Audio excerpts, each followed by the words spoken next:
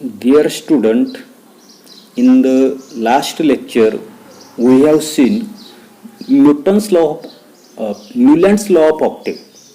मागच्या तासाला आपण न्यूलँडचा असणारा जो काही अष्टकाचा असणारा जो काही नियम जो आहे तर तो नियम त्या ठिकाणी पाहिला. याच्यामध्ये आपण पाहिलंय की न्यूलँड्स जो आहे तर त्या न्यूलँड्सनं काय केलेले त्याच्या काळामध्ये असणारे जे काही ज्ञात असणारे जे काही मूलद्रव्ये जे आहे तर त्या मूलद्रव्यांची अणुवस्तुमानाच्या चढत्या क्रमाने त्या ठिकाणी मांडणी केली आणि मांडणी केल्यानंतर त्याच्या त्या ठिकाणी असं लक्षात आलं की पहिलं असणारे जे काही मूलद्रव्य आणि आठवं असणारे जे काही मूलद्रव्य या दोघांचे गुणधर्म जे आहेत तर ते गुणधर्म त्या ठिकाणी सारखेच असतात आणि त्याची असणारी काही तुलना जी आहे तर ती तुलना त्यांनी काय केलेली की अष्टक जे आहे तर त्या संगीतामध्ये जसे त्या ठिकाणी सप्तक असतात अष्टक त्या ठिकाणी असतात तर तशा पद्धतीची त्याची असणारी काही तुलना जी आहे तर ती तुलना त्या ठिकाणी केली. त्याच्यामध्ये काही असणाऱ्या ज्या काही त्रुटी ज्या आहेत तर त्या त्रुटी सुद्धा आपण त्या ठिकाणी पाहिलेल्या आहे. याच्यानंतरचा पुढचा असणारा जो काही भाग जो आहे तर तो भाग आपल्याला पाहायचा आहे मेंडेलिव्हज पिरियडिक टेबल.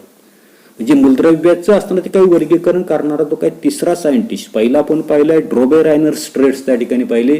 त्याच्यानंतर न्यूलँड्स लॉ ऑफ ऑक्टेव्ह त्या ठिकाणी पाहिलंय आणि तिसरा आपल्याला पाहायचं आहे मेंडेलिव्हज पिरियडिक टेबल.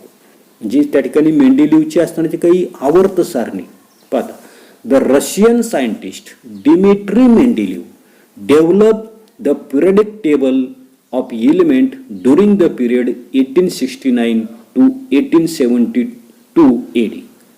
म्हणजे दिमित्री मेंडेलीव हा जो काही असणारा जो काही रशियन अशा प्रकारचा असणारा जो काही शास्त्रज्ञ जे आहे तर त्या शास्त्रज्ञानं इसवी सन 1869 ते 1872चा असणारा जो काही काळ जो आहे तर त्या काळामध्ये मूलद्रव्याची आवर्त सारणी त्या ठिकाणी काय केली डेव्हलप केली विकसित त्या ठिकाणी केली.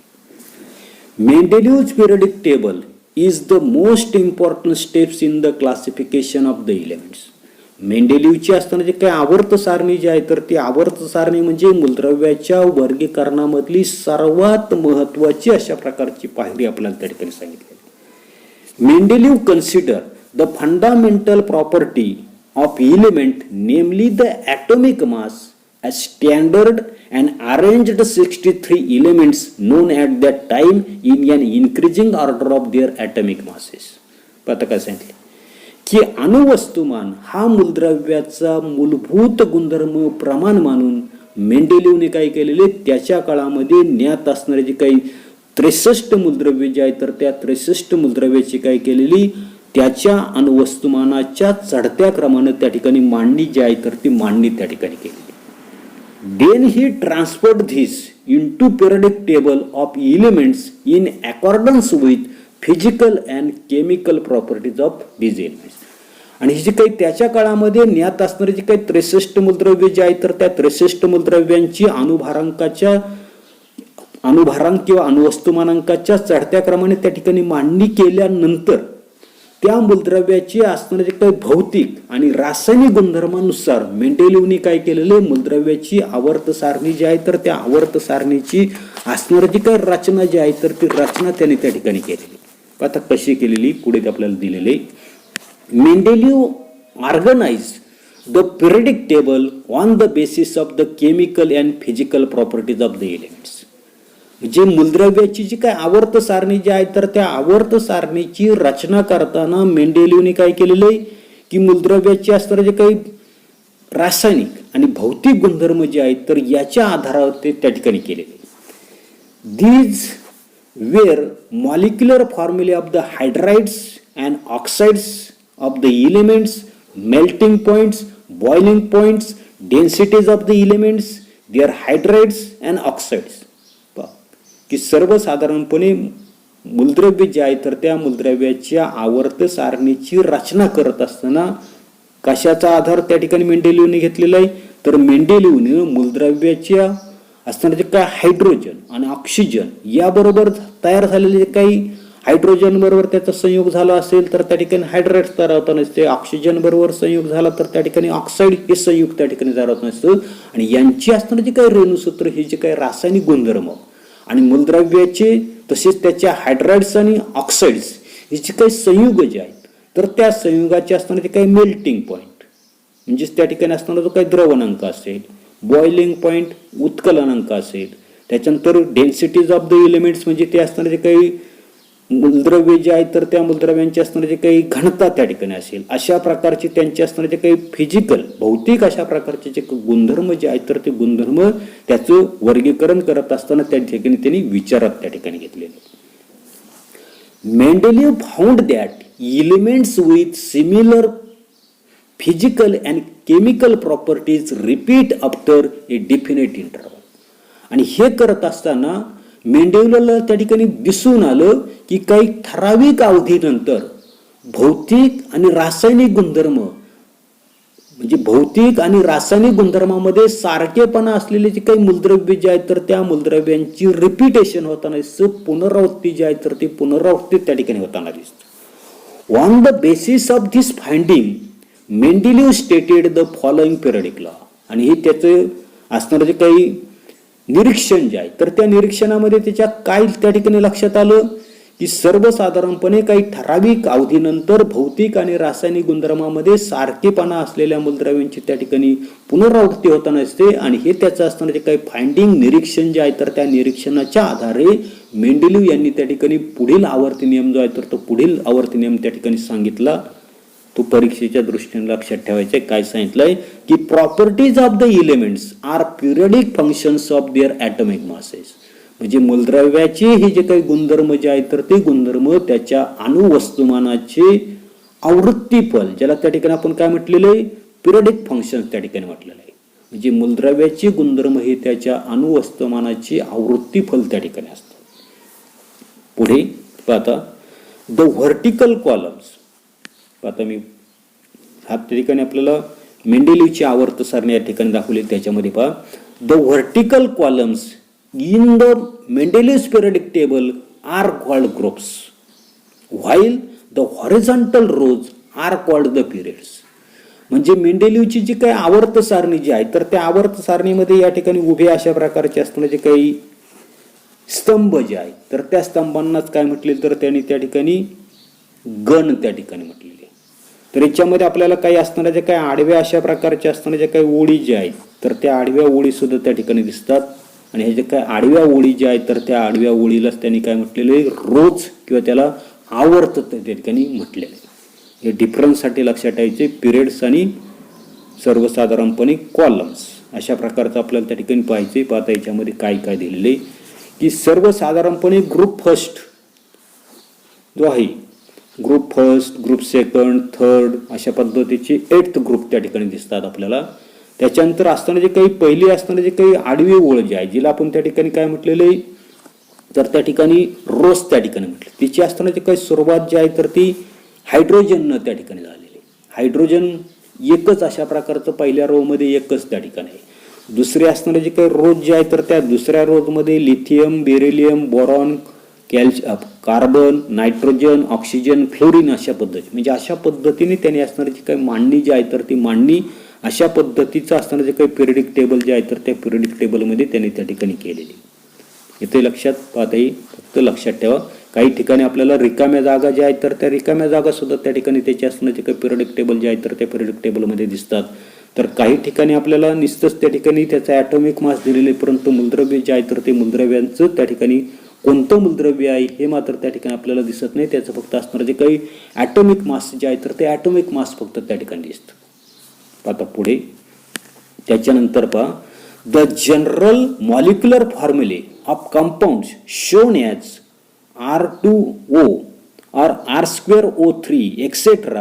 in the upper part of the Mendeleev's periodic table as written as R2O, R2O3 etc. in the present system. मेंडेलिव्हची ही जी असणारी जी काही आवर्त सारणी जी आहे तर त्या आवर्त सारणीमध्ये वरच्या भागामध्ये संयुगाची सर्वसाधारण असणारी जी काही रेणुसूत्र जे आहे तर ते रेणुसूत्र आपल्या लक्षात येत नसते की काय दिलेली R2O3 किंवा R2O5, परंतु प्रचलित असताना जी काही पद्धत जी आहे तर त्या प्रचलित पद्धतीमध्ये आपल्याला त्या ठिकाणी सांगितलेली की ती कशी लिहिलेली की R2O3 किंवा R2O5 अशा पद्धतीने त्या ठिकाणी लिहिलेली. एवढं फक्त त्या ठिकाणी लक्षात ठेवा. त्याच्यानंतर पहा इंट्रोडक्शन टू सायंटिस्ट, परिचय शास्त्रज्ञाचा.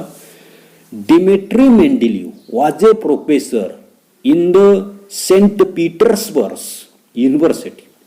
म्हणजे डिमेट्री मेंडेलिव्ह हे सेंट पीटर्सबर्ग हे जे काही विद्यापीठ जे आहे तर त्या विद्यापीठामध्ये त्या ठिकाणी ते प्राध्यापक होते. He made separate card for every non element showing it's atomic mass. आणि त्यांनी मूलद्रव्याच्या अभ्यासाच्या हेतून प्रत्येक ज्ञात असणारे जे काही मूलद्रव्य जे आहे तर त्या मूलद्रव्यासाठी एक एक कार्ड त्या ठिकाणी बनवलेले आणि बनवून काय केलेले पहा, element showing it's atomic mass म्हणजे बनवून त्या मूलद्रव्याचं अणुवस्तुमान जे आहे तर ते अणुवस्तुमान त्या ठिकाणी दर्शवलेले. And properties of the elements with resulted in the invention of the periodic tables of the elements. म्हणजे मूलद्रव्याच्या अभ्यासाच्या हेतून त्यांनी प्रत्येक ज्ञात असणारे जे काही मूलद्रव्य जे आहे तर त्या मूलद्रव्यासाठी एक एक कार्ड त्या ठिकाणी बनवून त्याच्यावर मूलद्रव्याचं अणुवस्तुमान त्या ठिकाणी दर्शवलेले आणि अणुवस्तुमान आणि गुणधर्म याच्या आधारे कार्डाची जी जुळणी केली त्यातूनच मूलद्रव्याच्या आवर्त सारणीचा असणारा जो काही शोध जो आहे तर तो शोध त्या ठिकाणी लागलेला. आता पुढचा असणारा जो काही भाग जो आहे पुढे आपल्याला पाहिजे थिंक अबाउट इट, विचार करायचा आहे. काय सांगितले की there are some vacant places in Mendeleev's periodic table. In some of these places the atomic masses are seen to be predicted. Enlist 3 of these predicted atomic masses along with their group and periods.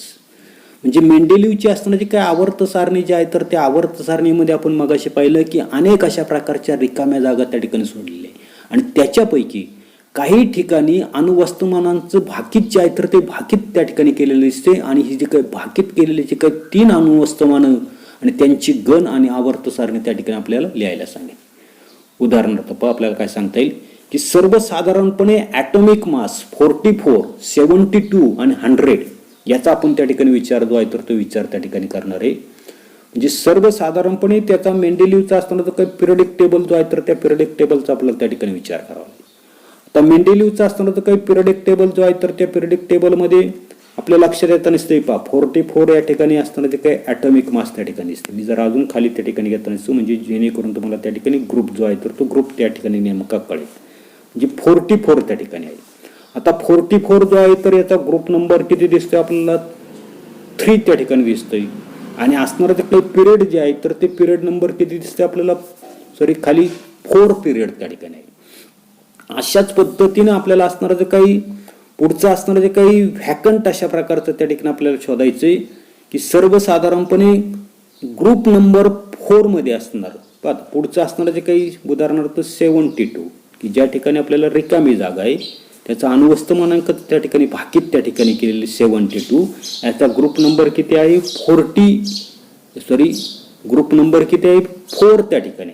आणि period जो आहे तर तो period या ठिकाणी तर आपल्या लक्षात येत नसते याचा पिरियड जो आहे तर तो पिरियड मात्र किती दिसतोय तर त्या ठिकाणी 72चा त्या ठिकाणी 5 आपल्याला दिसतो. अशाच पद्धतीचं असणारं जे काही आता या ठिकाणी असणारं जे काही 7वं तर 7व्यामध्ये पुन्हा मी त्या ठिकाणी पाहतोय 7व्यामध्ये आपल्या लक्षात येत नसते की ॲटॉमिक मास या ठिकाणी किती दिसते 100 आहे. ॲटॉमिक मास 100 आहे आणि त्याचा ग्रुप जो आहे तर तो ग्रुप किती आहे 18 आहे. आणि त्याचा असताना जो काही पिरियड जो आहे तर तो पिरियड पुन्हा आपल्याला त्या ठिकाणी लक्षात येईल की 6वा त्या ठिकाणी असताना जो काही पिरियड जो आहे तर तो पिरियड आपल्याला त्या ठिकाणी आढळून दिसतो. म्हणजे अशा पद्धतीनं आपल्याला त्या ठिकाणी मेंडेलिव्हची जी काही आवर्त सारणी जी आहे तर त्या आवर्त सारणीमध्ये अनेक ज्या असणाऱ्या जे काही रिकाम्या जागा ज्या आहेत तर त्या रिकाम्या जागामध्ये भाकीत केलेले जे काही अणुवस्तुमान आणि ते 3 वस्तुमानाचे असणारे जे काही गण आवर्त सारणीसह आपण त्या ठिकाणी सांगितलेले. दुसरा आपल्याला दुसरा क्वेश्चन जो आहे तर तो दुसरा क्वेश्चन त्या ठिकाणी नेमका काय दिलाय तो आपल्याला पाहायचा आहे की due to uncertainty in the nature of some elements a question mark is indicated before the symbol in the Mendeleev's periodic table. What are such symbols? म्हणजे काही मूलद्रव्यांची नावं जी आहेत तर ते अनिश्चित आहे आणि अनिश्चित असलेल्या त्यांच्या संज्ञेमागे प्रश्नचिन्ह जे आहे तर ते प्रश्नचिन्ह त्या ठिकाणी दाखवलेले आहेत. अशा संज्ञा त्या ठिकाणी कोणत्या तर सर्वसाधारणपणे आपल्याला त्या ठिकाणी अशा प्रकारचे असणारे जे काही सिम्बॉल जे आहे तर त्या सिम्बॉलच्या बाबतीमध्ये आपल्याला त्या ठिकाणी सांगता येईल की याच्यामध्ये एक YT त्या ठिकाणी सांगता येईल, त्याच्यानंतर D आहे अशा प्रकारचं एक सांगता येईल, त्याच्यानंतर C आहे, इरॅडियम आहे, त्याच्यानंतरचा पुढचा असणारा जे काही लॅन्थेनाइड आहे अशा प्रकारचे त्या ठिकाणी आपल्याला ते सांगता येईल. तर एवढाच असणारा जो काही भाग जो आहे तर तो भाग आपण या तासाला पाहणार आहोत. पुढील भाग पुढील तासाला पाहू. धन्यवाद.